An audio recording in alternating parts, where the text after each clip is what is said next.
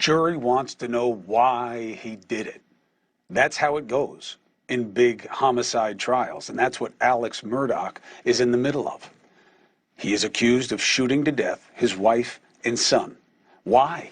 Why would someone kill their own kid, their wife? To deflect attention from his massive financial crimes? To buy himself time? That's part of what the prosecution was trying to sell today. We heard testimony from his law firm that he was confronted the morning before his family was murdered about somewhere close to $800,000 in money they believed he embezzled. Is that motive for murder? Should the jury get to hear that?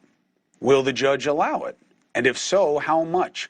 Could that determination be the difference in a conviction or an acquittal? Let's bring in criminal trial attorney Sarah Azari and attorney Eric Bland, who represents Gloria Satterfield's sons. Remember, Gloria Satterfield, longtime housekeeper, extended family basically to the Murdaughs, died under somewhat mysterious circumstances, and then there was drama about the insurance money where Murdaugh tried to play the family, allegedly.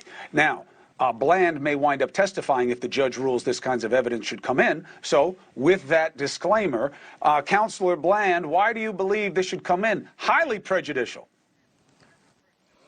It could be prejudicial, but is it probative, and will it lead to the jury determining what the motive was for the killing? You're correct that it's not a requirement, but the jury's going to want to know. Chris, the past 2 days should be titled "The Emperor Has No Clothes."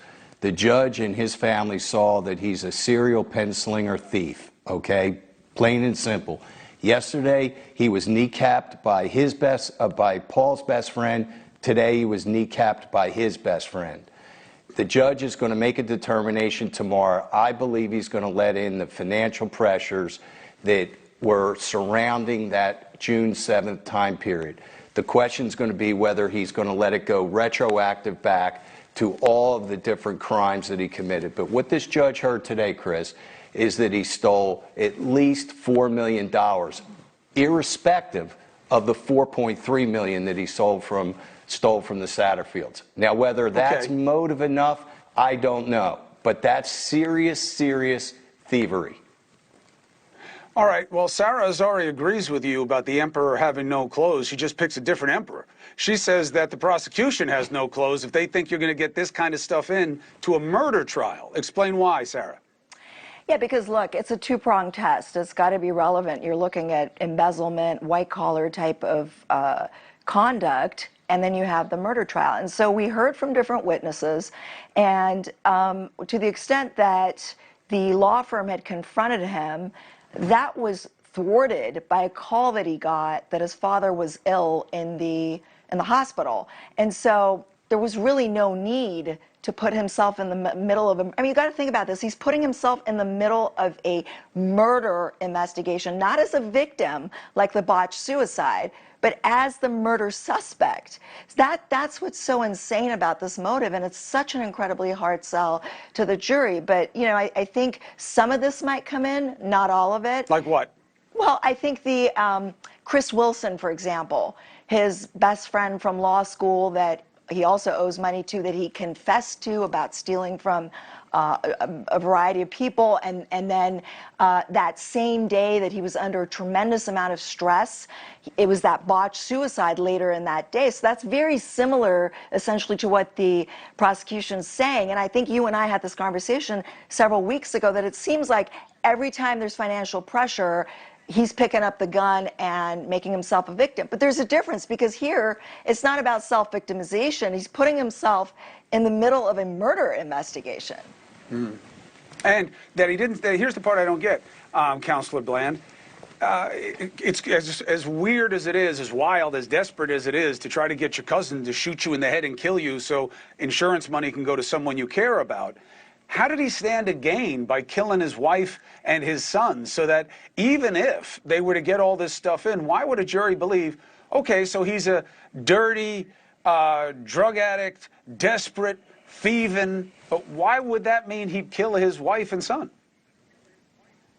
Because he's a 90-10 guy, Chris. 90% of the time, he's a decent father or a decent husband.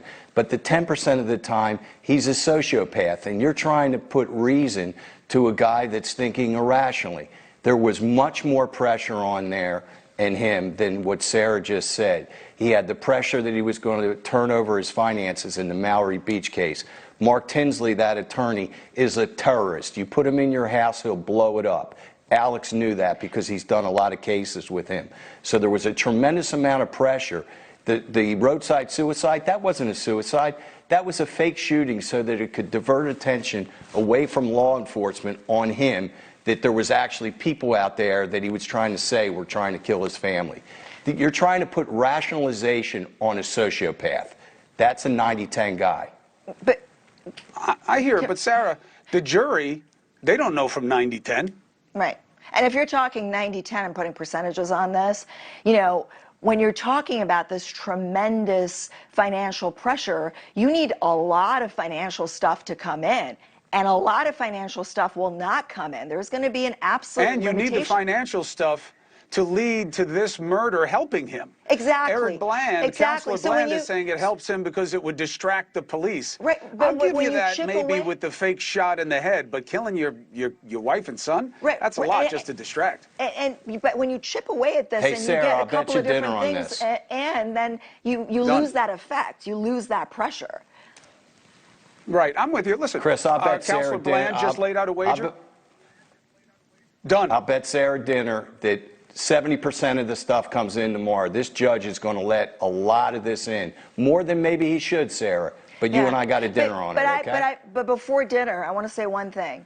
As a defense attorney, there's a tactic to deal with this kind of situation, and it's damage control. If the judge allows any or all of these witnesses to testify, the best thing the defense counsel can do is stipulate. Instead of having these people come in and testify about horrific thefts before a jury, Correct. you can stipulate to specific facts, and those are read on the record. Because it's not about the fact that Alec Murdaugh stole, it's about how he stole and who he stole Right. from. Those That's a are good the point. ugly facts. That's a good point. And Sarah's fine with dinner. You know why, Bland? Because we all know who's going to pay. It's going to be me. Bland. Any Oh, way Chris, the bet okay. comes out, I'm going to wind I'm up paying. paying. And I'm we know it paying. because you guys are the guests and I need you on TV. We know this game. Thank you both, Counselor Bland, Counselor Azari. Thank you very much. This will be what may decide this trial, and the ruling's going to come any day. Straight ahead, you people.